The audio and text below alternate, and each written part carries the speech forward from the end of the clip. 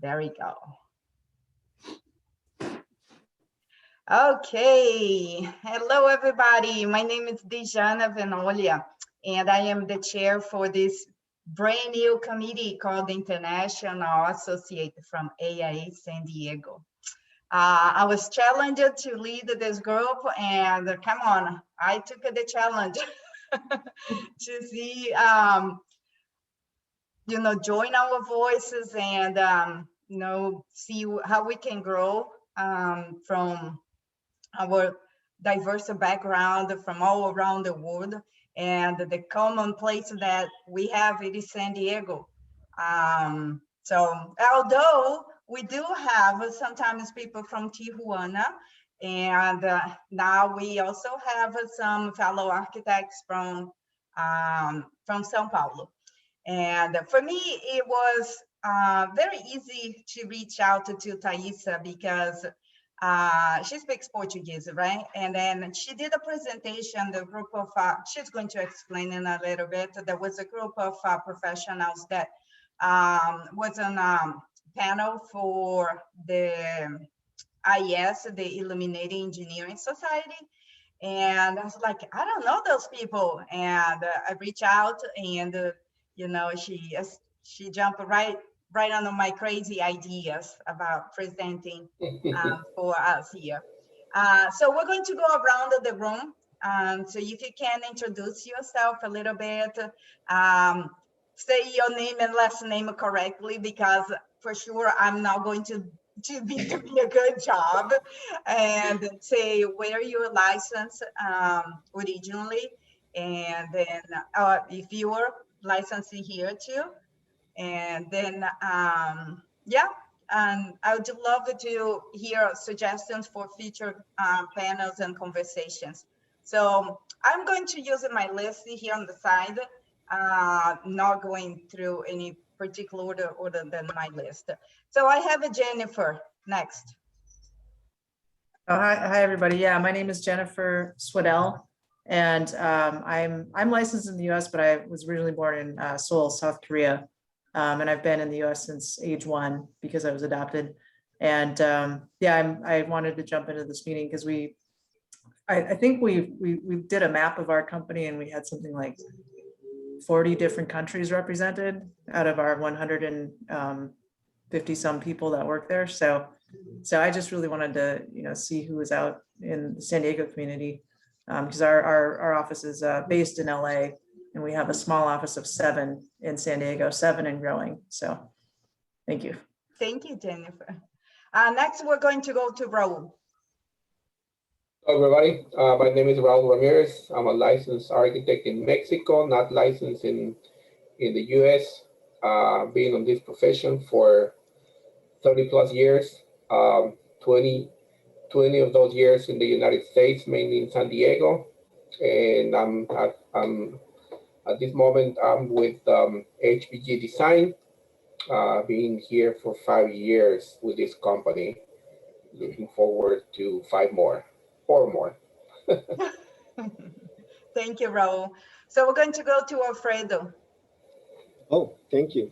My name is Alfredo Quintanar. I was born in Tijuana, Mexico. I studied there, and I have the opposite path of Raul. I'm not licensed in Mexico, but I'm licensed in California, and been licensed since 1993, I believe, and lived in San Diego, Chula Vista since 98. So that's kind of my story. I also work at HPG Design here in downtown San Diego. Glad to be here, by the way. Thank you, Alfred, for jumping in so quick and correcting me where we met. Oh, okay. No problem. Next is Sabina. Sabina, we cannot hear you. Is your mic on? I can't see.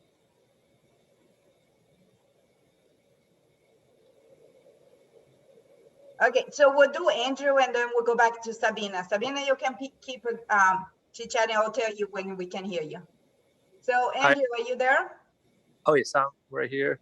Hi everyone, my name is Andrew. I was born in San Diego.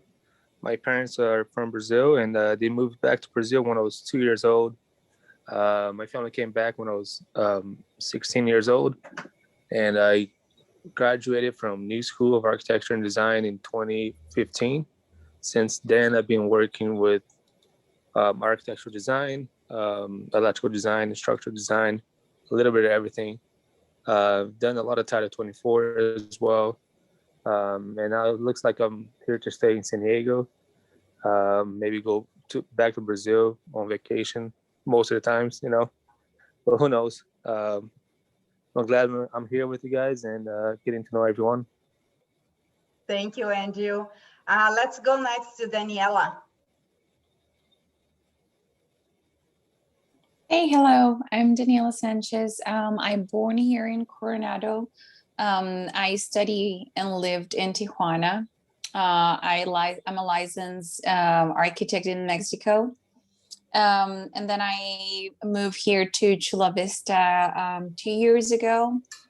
And I start work as I come from the construction world, and then I moved to lighting design. I worked for Siska Hennessy Group for 4 years, and I just moved myself to a different company, which is called Lightworks. So yeah, that's me. Thank you, Dani. Monica, are you there?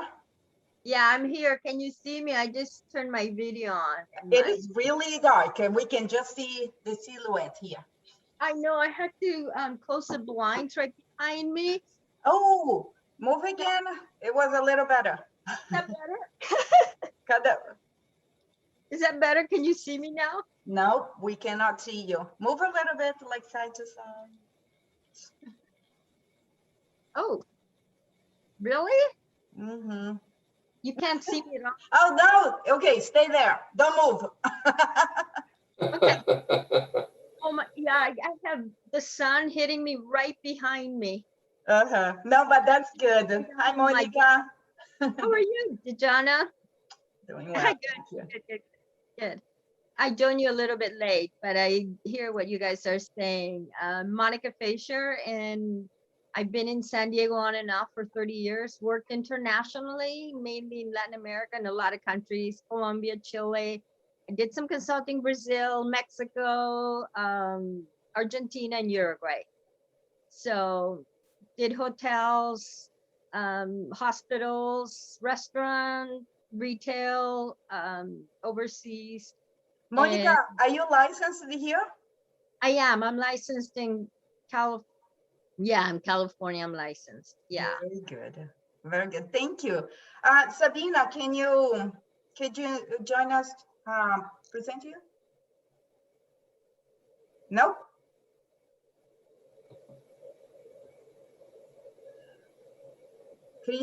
Cristiani. Cristiani, are you there? Okay, let me see Giovanna. Hi, Giovanna. Can you say hello? Can you hear me? Yes. Yes. Hello, I study architecture at University of São Paulo, and I do research with Taisa and Paulo.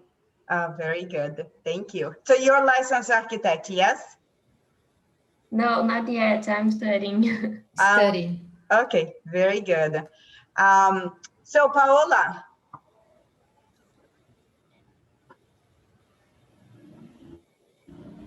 So, okay, I'm Paola Bonaccina Benzoni. I was born in Italy. I went to the Politecnico di Milano and graduated in 1982.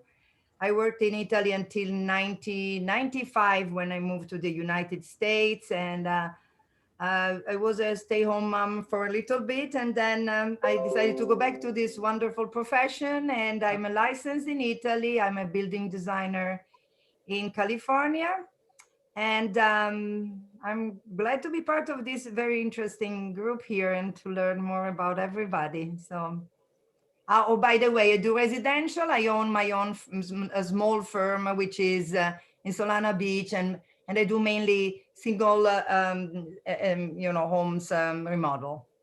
Very good. Thank you, Paula. Thank you. Grazie. Rosie tá aí? Can you say hello?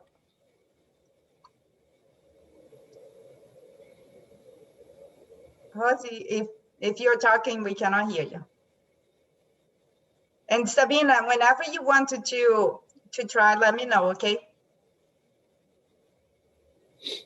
Okay, we have a Fabiana.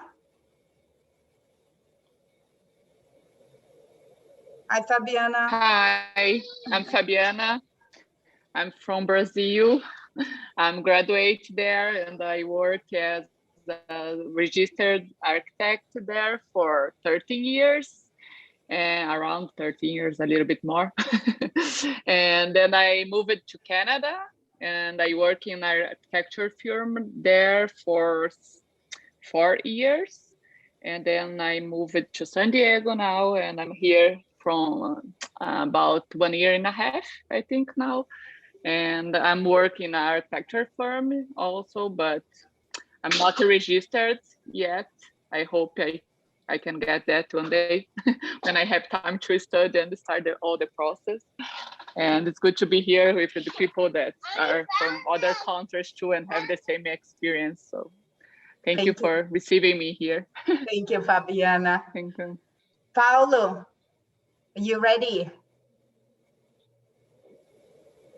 Okay, my name is Paolo Scarazzato, an Italian surname, and I am an architect, graduated at the University of São Paulo, and about 1 hour and a half after my undergraduate, I started there as an assistant professor.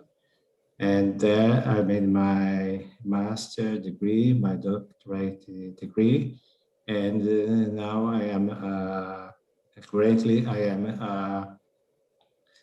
associate professor at the School of Architecture and Urbanism of the University of São Paulo. And my area of interest in research, and so in my professional activity outside the university, I'm not a full-time professor, is lighting, but the lighting is electrical lighting. And I am a tutor of Taisa here, and Cristiane too, and Jacqueline too. Cristiane is a doctorate candidate, Jacqueline and Taisa as a master degree candidate. So very good. I think it is that. This year I will complete only 40 years as a professor at the USP, the University of São Paulo. Very good, inspiring those younger people. Jacqueline, do you want to say hello? Hello, I'm Brazilian. I'm doing a master degree at the University of São Paulo with Paulo Scarazzato, and I'm here at the invitation of her and Taisa. Very good, thank you. You're always welcome.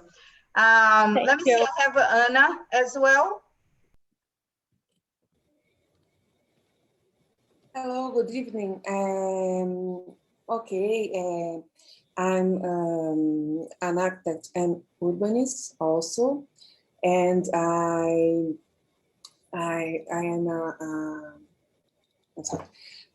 am a professor at the University of São Paulo, and my research areas are building performance, and most specifically the aspects of the lighting and environmental comfort and the impacts in the user's health.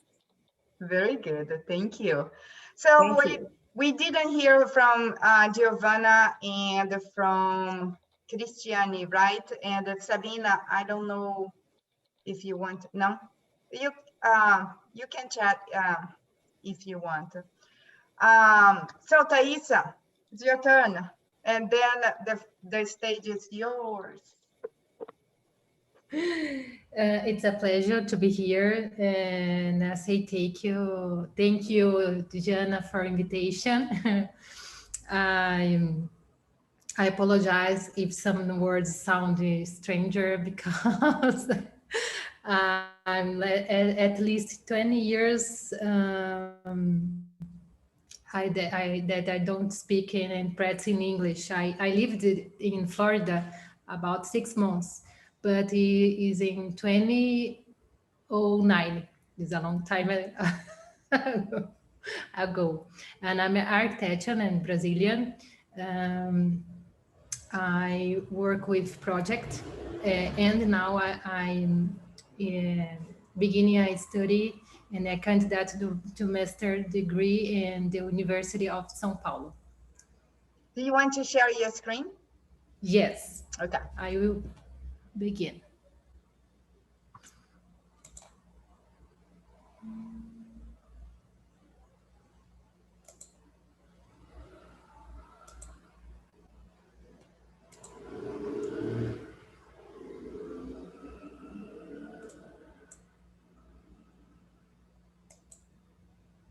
This okay? The presentation?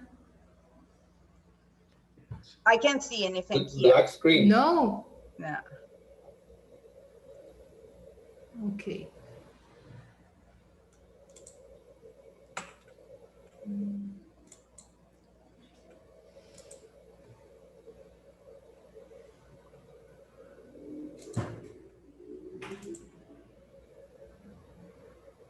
All right. It's okay now. Okay. Oops. So how architectural design can impact neighbors, visiting and drives and pedestrians. My name is Taisa Pavani.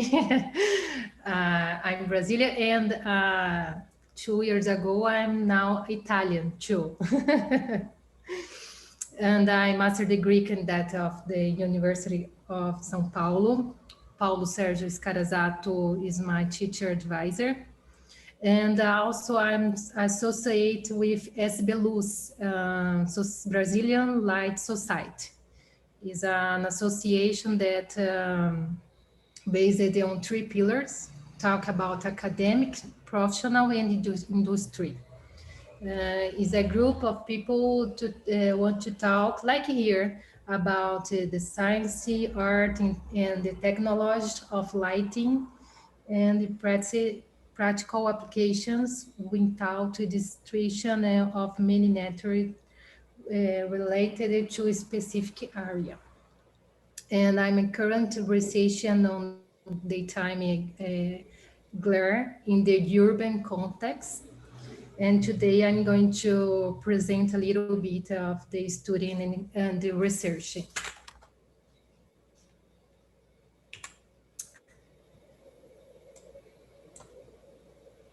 The architectural design can impact negatively through excessive light. What would that excessive light be? When we speak of extreme contrast, we can refer to glazing. According to the International Commission of Illumination, glare is the visual sensation produced by brilliant area within the field of vision. That is in the visual sensation caused by excess of light in our eyes that can or not impair the visualization of the objects. In some cases, it can cause momentary brightness during the expose of brilliantness and take up to 7 seconds for the subject to recover the normality of his vision. Glare can be classified as uncomfortable, disabling, or reflecting. Unincorporable glare is what causes discomfort. The disabling impairs the vision of the object of interest, causes the veil effect in the image. It is an experience, for example, when you are in the clear environment, and then we go out to the dark. Our vision takes a while to see, and we can to see again. And the reflected glare, it's not caused by reflection, or is caused by reflection on a specular surface, also known as the velvet reflection.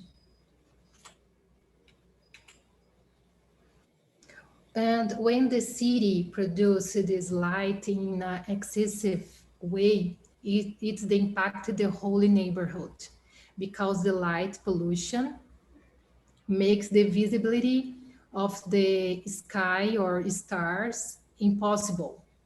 It no longer allows access to the night sky. The light pollution in the excess of artificial light emitted by large urban centers.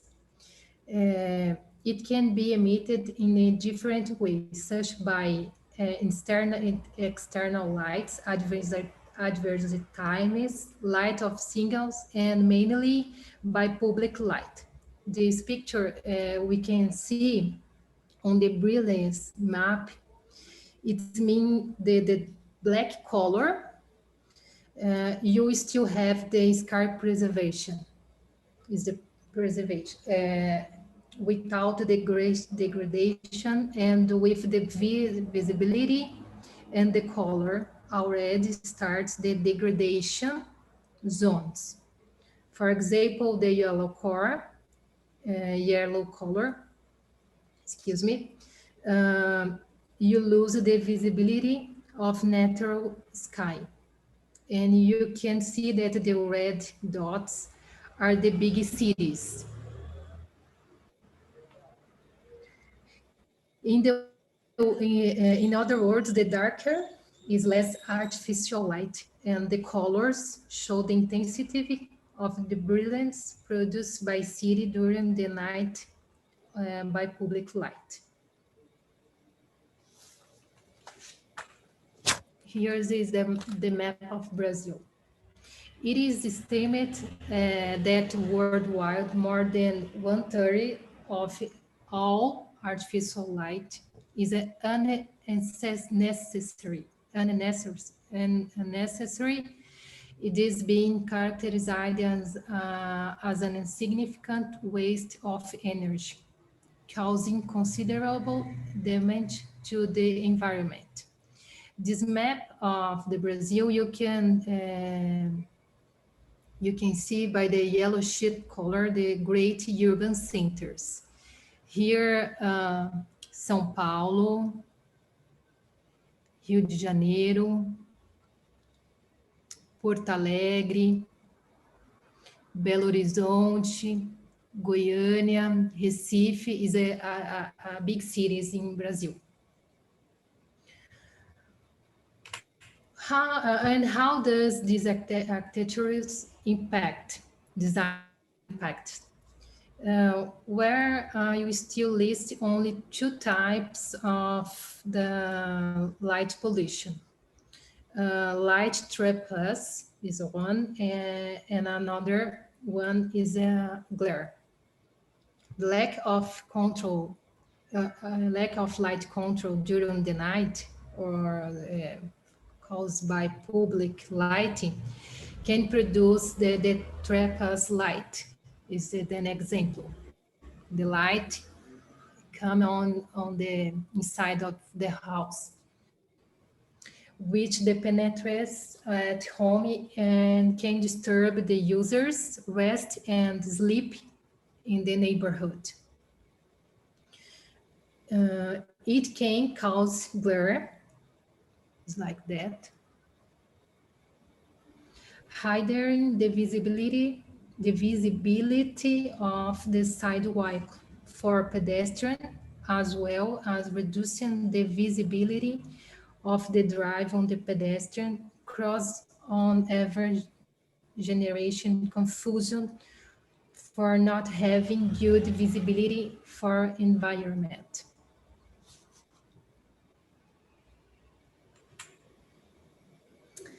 How then to mitigate this problem? Here an example to how to produce more suitable and efficient lighting. A lot of light does not mean adequate lighting. The before and after gas station is an example of that. By directing the beam of light, it lit the room efficiently without producing excessive light. Here, an excessive light, when you work like this, a good lighting is the worst. You can produce efficiently lighting.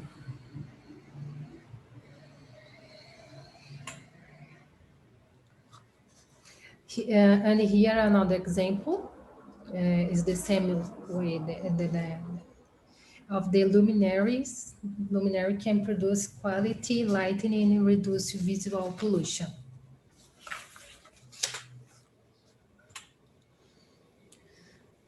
And during the day, how can architectural design and impact pedestrian neighborhoods, Vicinity drivers? Let's understand how excessive daylight can interfere. The glare reflected by the stability of building can interfere with visual and thermal comfort for pedestrians, interfere with road safe for drivers and passersby, and also impact the user of neighborhood buildings, Vicinity. Let's understand better. Next, I will talk about 3 examples.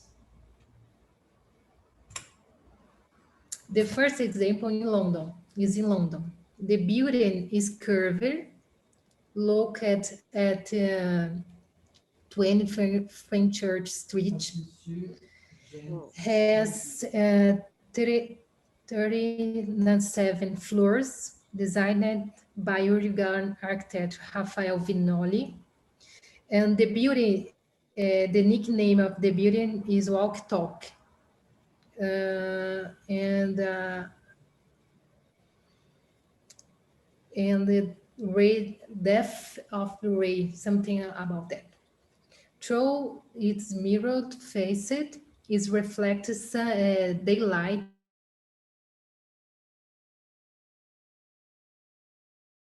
to all places such as the sidewalk and some neighborhoods building. These pedestrians who were walking on the sidewalk in front of him, and also were there those who frequented stores in the impacted region. So here, concentrate the way and reflecting on the store. It impacted the passerby or pedestrian or somewhere who can walk in front the building.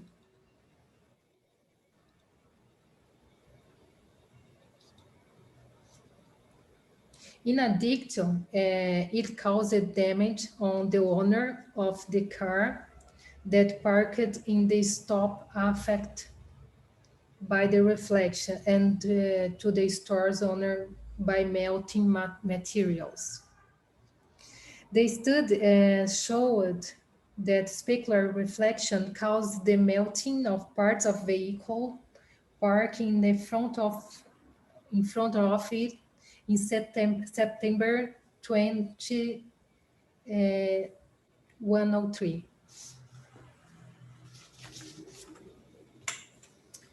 The next example is in Los Angeles, California.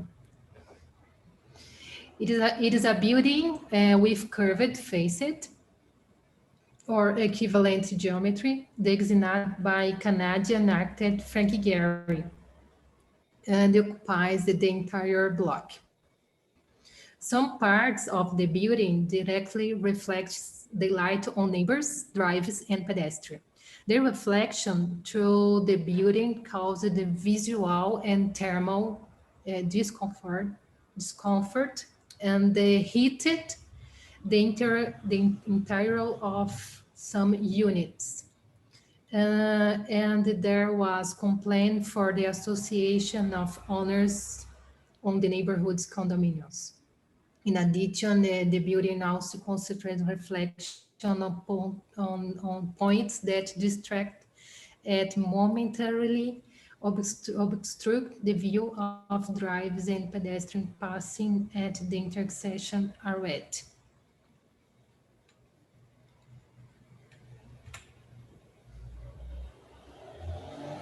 The last example is in Dallas, Texas, the National Sculptural Center. Its roof, the National Sculptural, was designed by the Italian architect Renzo Piano in order to capture the daylight indirectly, as it is a museum. In order to not demand works of arts, the room restricted the sun rays from the penetrating environment to preserve them. Subsequently, around the tower, this tower was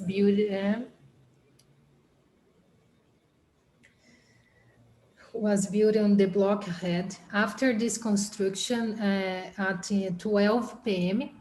and 3 p.m. on the summer and the winter solstice, as well as the spring equinox, to reflect light research the next building at the gallery through the roof. So the before the building, after the building, the rays coming in the inside of the museum.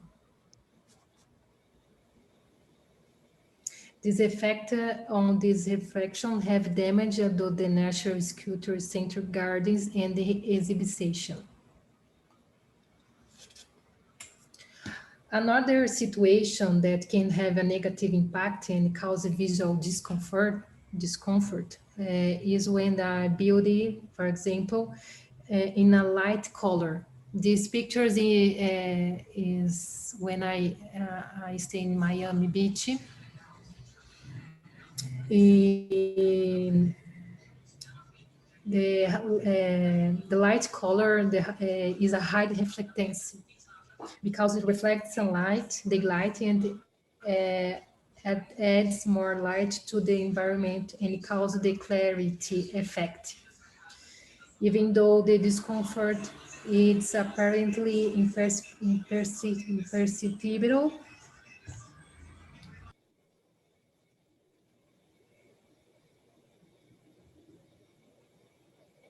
One minute, please.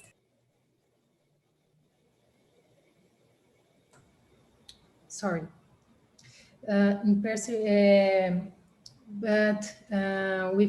When you stay in the environment, it can fatigue the vision of the occupant and cause headache, for example.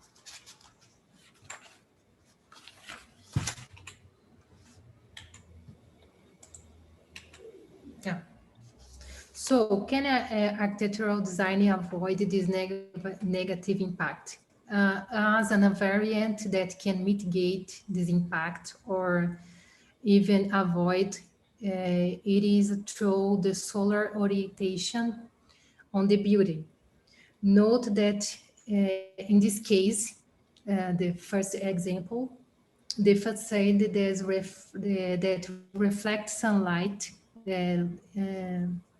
is partly facing south or southwest. The reflection reaches the market area.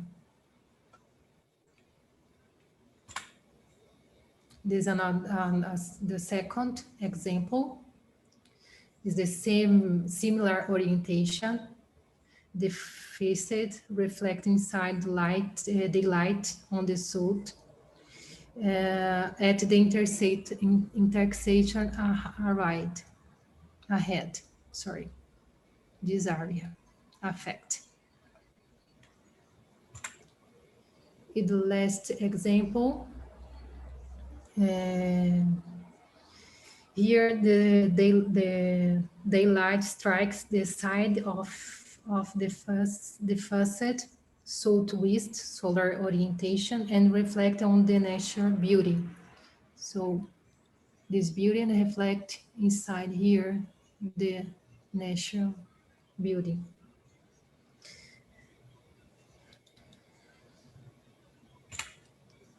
Another design variable that can affect is the volumetry.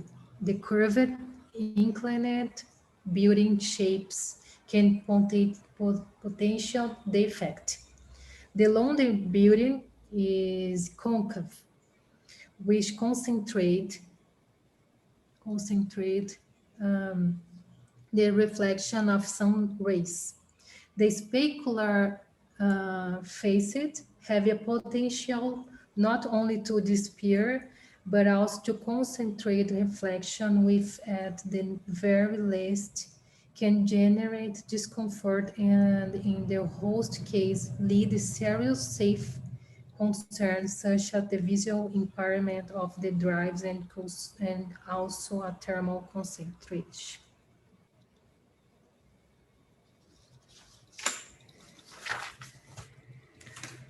Convex facade tend to spread reflection.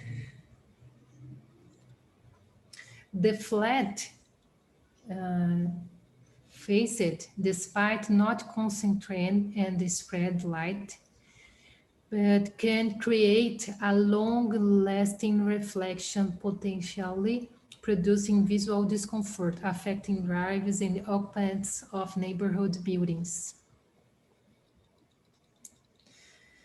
And finally, the concave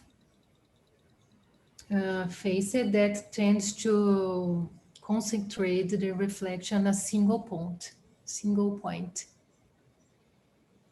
And it can cause heat gain. The convex and flat facade have a significant impact on the brightness, although in the unlikely to cause heat again, and can lead to visual discomfort due to light scattering. I have one going to study on my research, and I do a mapping for the areas impacted by reflection of the specular facade. Of the case of study was made and can identify this interference within a radius of up 180 meters. 100 meters can affect on the neighborhoods for the reflection. In this case, disturbing in afternoon and for 1 hour of period of time around in the morning. The morning around 8 a.m. until 9 p.m. And then in the afternoon around 4 p.m. until 5 p.m. in different places impact in the neighborhood. The material also a design variable in architectural in architecture, they can have a negative impact. What's the material are these? Those with an specular surface.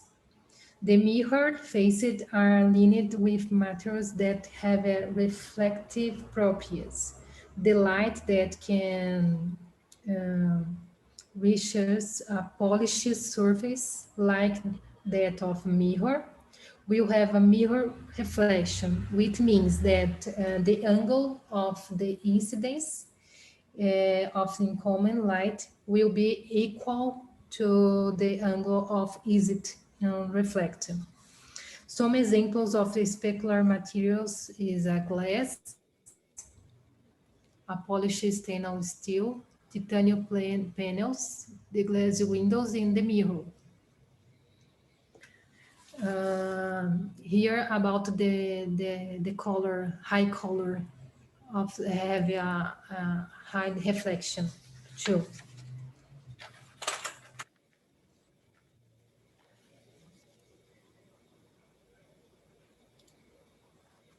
They are the materials that they are some components with specular materials that should receive attention when used in building facades. Another relevant dating regarding glass, for example, is that the reflectance of the surface do not have a fixed value. That is, it's the value can be modified according to the angle of incidence. Glass manufacturers usually specify only the reflectancy of the glass so that the light strike is perpendicular at 15 degrees. This often misinterpreted by designer who think that low reflectance glazing will avoid any glare and glare problems. So, However, Taisa, depending, so yes. that means that the manufacturers, they don't really give a full spectrum of the information, because the 15% angle, it's not like the sun, it is always going to be on that angle and not Yes, lower. it's not fixed. The manufacturer specify when perpendicular, for example, 15 degrees, but as the reflectance is not fixed. Right. It can change during the day.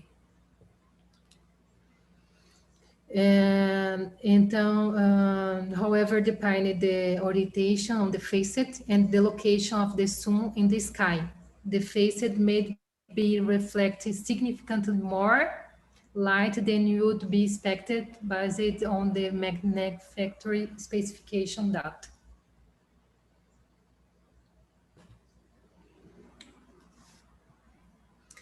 And I will finish. Very good. So, no. Not finished. Sorry. Is the last. How to access or evaluate the glare? There is a proven index or methods. There is the indices that access glass, most of which now access the lighting or artificial lighting, and sometimes internal indoor environment, and now external environment.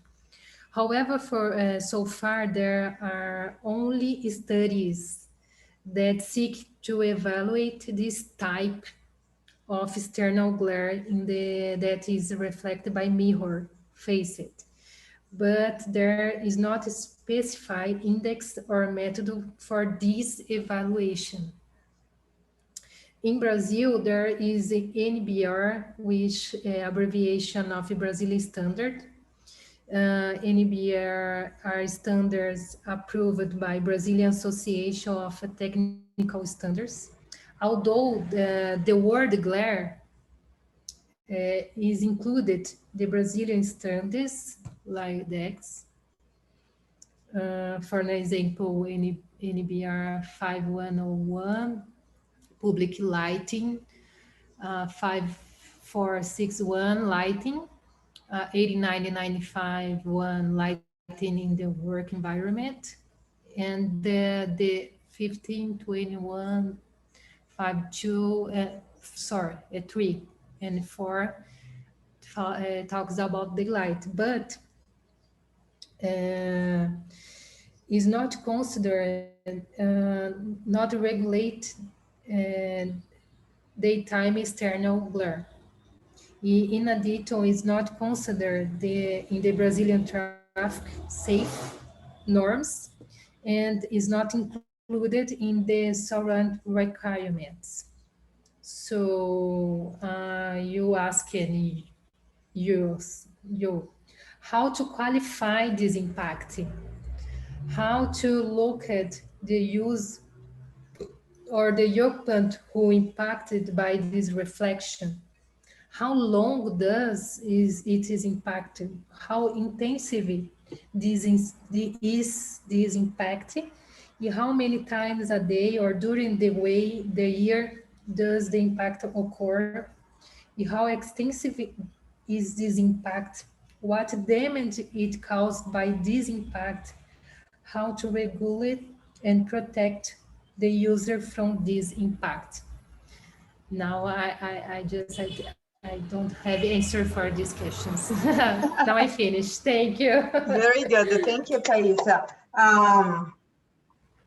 So what a few slides back in the beginning, you were talking about, and I am going to call here the experts in lighting in the room to talk about light spill, because we're also really close to the coast, and we know that excessive lighting will affect the breeding for some species, ocean, and you name it. And the building code, so it is very strict about, like how much light spill goes. So you need to just really the amount of lighting for you to see at night and not be bouncing around and going to your neighbors and all that. So there are building codes for that, but honestly, we don't see, I don't know, I don't see a lot. Like later on it changes the light and then what happens? One thing it is when you approve and then later on it goes everywhere. I don't know. So how do we prevent that light spill to be happening over and over and over? How to prevent the lighting in the night, you say? Like you still excessive lighting going sideways. I feel that this is not like a common practice, that it's not everybody that think about the amount of a light that is actually, yep, that too. I think that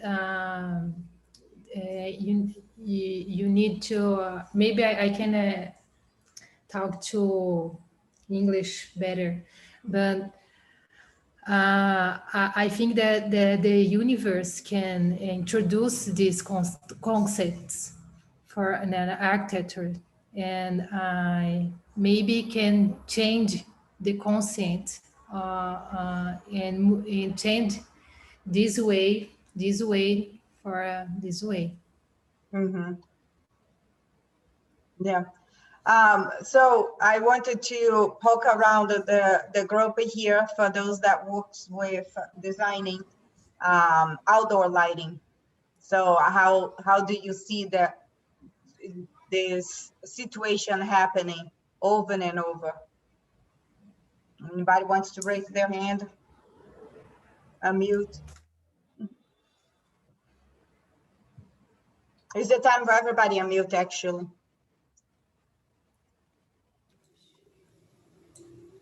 There you go.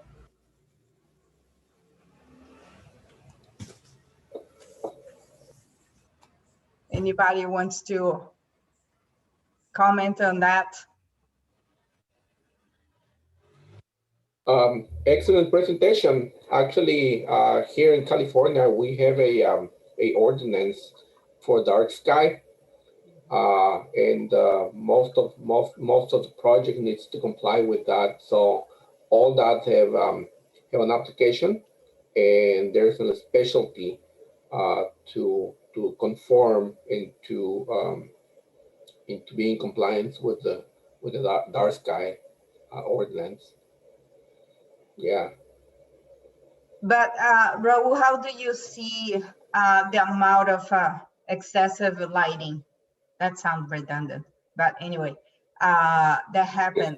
Excessive, of course. Yeah, I mean, there is a reason to actually be conscious of an excessive lighting, and it's mainly the pollution of our skies. So many problems and reactions with nature, especially with birds. Pollution of our skies with light. It's something that we all need to consider in our projects. There are some cities, some locations that do not require that ordinance, but you know, we as an architect needs to be conscious and probably try to consider that regardless of the regulations. It is interesting that, you know, when I first saw the Walt Disney Concert Hall, I thought like, oh, that's beautiful. And then as I was walking around the building, the sun hit in the facade, and then it hit my eyes. It's like, oh, this is awful. And then I did not know that Taisa was going to put it out on her presentation. And sure enough, ta-da, it is a beautiful building, but honestly, like, you didn't think about that, using that material? It's like, what is going on? I don't understand.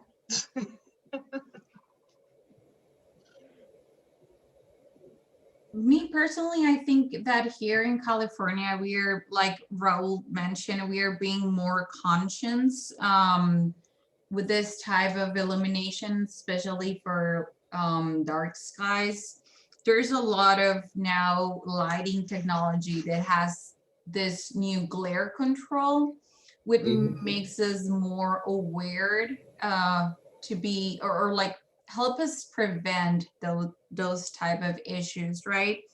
But also I can see this being an issue in the past and something that could evolve, because we can see how lighting is evolving, right? Yeah. We can see how now we're able to manage or direct the lighting more specific than, for example, in the past, where it was just like a light bulb or a different technology, and it was just like a burst of light shining wherever, right? Now with all this LED technology, the bios, the lenses and everything, I think it's more helpful, and I think eventually it's something that we could probably, hopefully we can completely mitigate, right? But I think it's the result of everything that we are seeing, right? Like this illuminated skies, and just how we can evolve with the technology that we have. Yeah, but and then if you think about on the other side, the reflectance of materials, we're still building with a glass, right? And our facades and other reflecting materials, metals, and you know, they're all very reflective, and the amount of heat that they hold as well. So I'm not sure, because I don't design those buildings, those skyscrapers, so those that they do please raise your hand and say something. It's like why it is done that way. The reflection is also regulated. Mm-hmm. Yeah, the percentage of reflection it's regulated, at least here in California. Mm-hmm. So it doesn't endanger the surroundings. Yeah, one of the examples that Taisa showed that is from London, right, Taisa? Yeah. Was from. Mm-hmm. So we can't say anything about those guys. But they're one of the Disney concert hall. But in the London now have another protection on the facade to mitigate the effect and and work in a solution for that. Gotcha.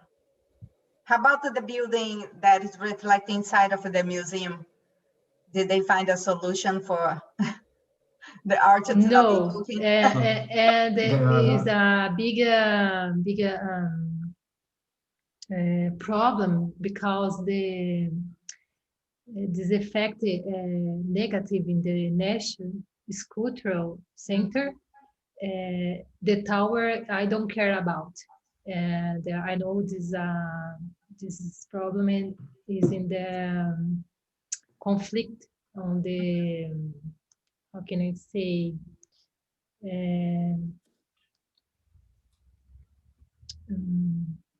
so the building is not taking responsibility on what they are. No, yes. The problem is that the owners of that building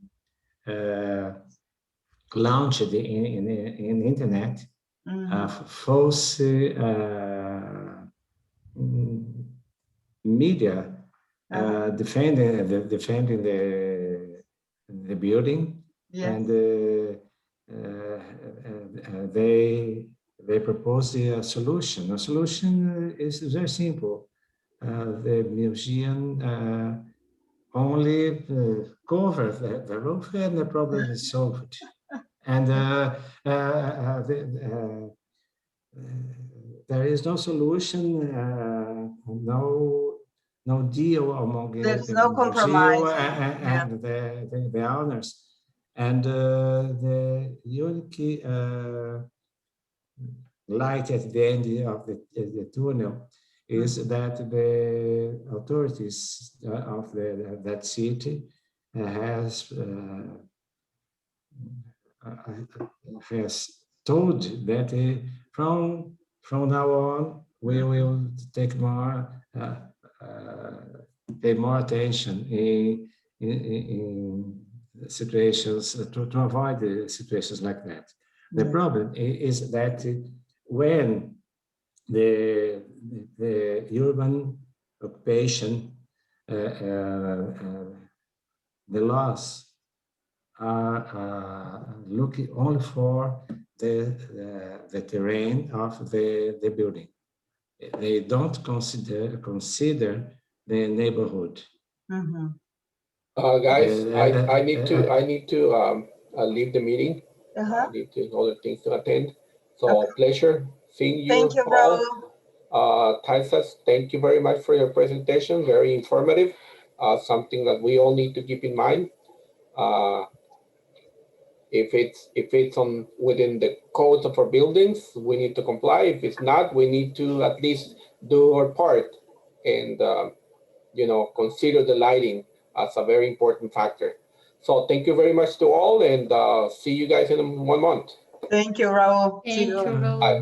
See you, Raul. Thank you. Bye, Raul. Bye.